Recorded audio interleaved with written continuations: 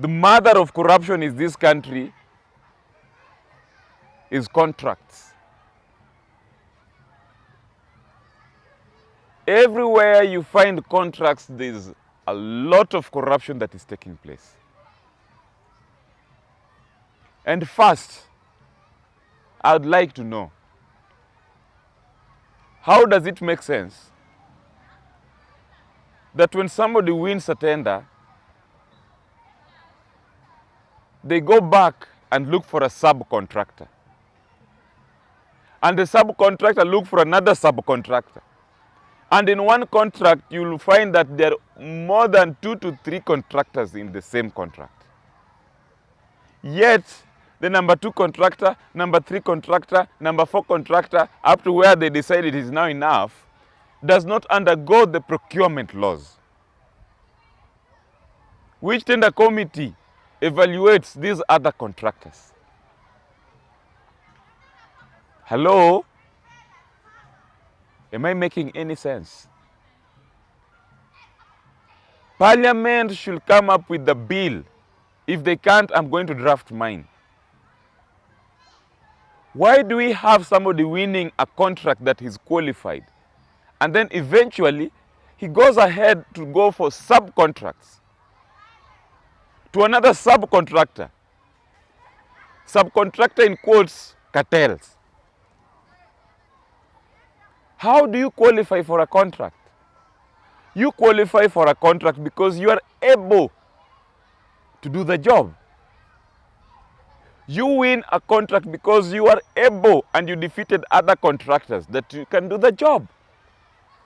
Why is it then eventually you've won a contract, you go ahead and look for another subcontractor? These subcontractors, where the hell on earth do they undergo procurement process? Where? That is the big question.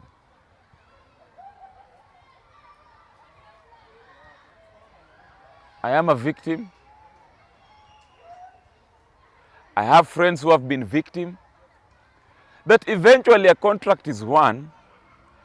The first contractor never does anything in that job.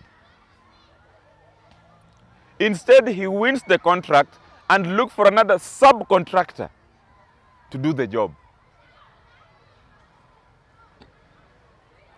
The subcontractor never undergoes through any tender committee. He's given the job, and when he's now working, he ends up operating with less amount that was quoted in the bill of quantities. What does that mean?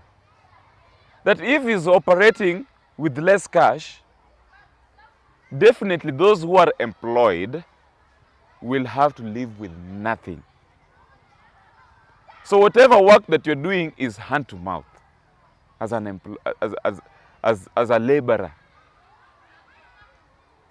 The engagement between the subcontractor and his laborers has no any clear or proper engagement for the laborer to benefit for the work that he's doing. So the entire fiasco is a sham.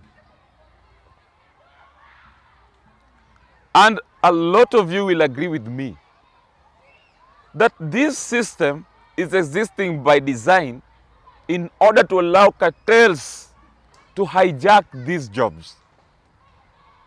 Jobs of multi-million shillings. So the question will still remain.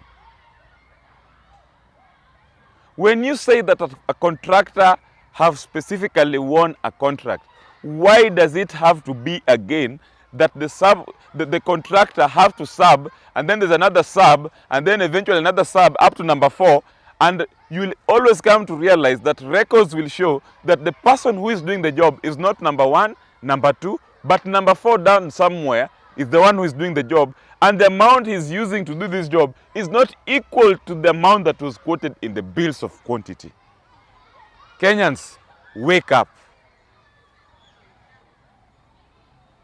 If indeed it has to go the contract way, let that person who wins the contract do the job. We don't want any further cartels. Even if you have to outsource, let there be a new tender process for that person who is going to come on board. Let the procurement laws touch on those subcontractors as well, so that we can get what belongs to us.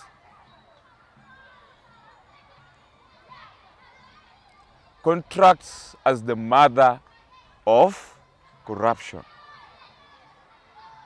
And again, the government contracts you, yet it has a complete system that can do the same job that you are being contracted.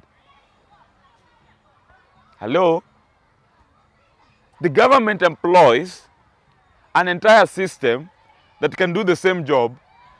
Eventually, it contracts another person to come up with another same system that the government has. This is what we call duplication. Corruption in Kenya. I'm sorry to say this, because all these are happening in front of our leaders, and they are happening by design, and there are beneficiaries in all this arrangement.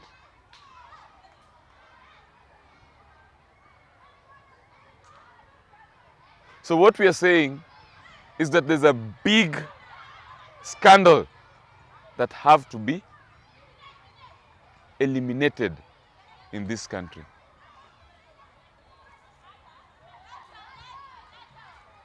And this will only happen if all Kenyans are brought on board. RUTO, by now, you know that the government does not belong to two communities. The government belongs to everybody. And by now, you should be thinking and contemplating on how to have a government that includes everybody on board, not Kikuyu Kalenjin government. All your friends have left you in darkness. Where is Gachagua condemning you? Where is Atuoli? We can't even hear his voice. Shenzi sana. Mr. RUTO, bring everybody on board and listen to the voice of people. I'll take you back to the Bible. You always know everything in the Bible, but I've never heard you say this. That the voice of the people is the voice of God. So the voice that you've been hearing is not about individuals, but it's the voice of the people that is blessed by the Spirit of God. So listen to the people and listen very carefully, not individuals. That is the only way out. The struggle continues, and a people united shall never be defeated. We need everybody on board, because it is now a collective responsibility. Everybody is feeling the pinch